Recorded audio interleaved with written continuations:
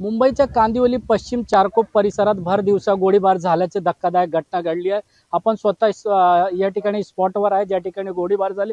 दृश्यामध्ये पाहिलं तर या ठिकाणी दुपारी जी हॉल आहे तो 1:45च्या सुमारास 3 अज्ञात बाईक चालक आलेत। या ठिकाणी एक कार पार्क करत असताना व्यावसायिकावर आहे तर कारवर 2 ते 3 राऊंड गोळीबार करण्यात आले।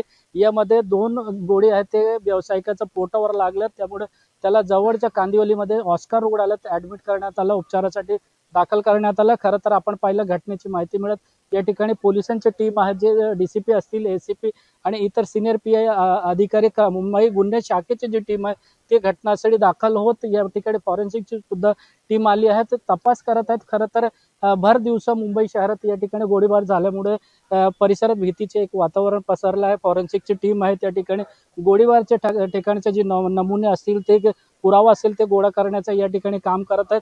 खरं तर 1:45च्या सुमारास जो व्यावसायिक आहे या ठिकाणी कार पार्क करत होता, त्याच वेळी अज्ञात इसमाकडून गोळीबार करून आरोपी जे आहेत तिघे ते फरार झाले।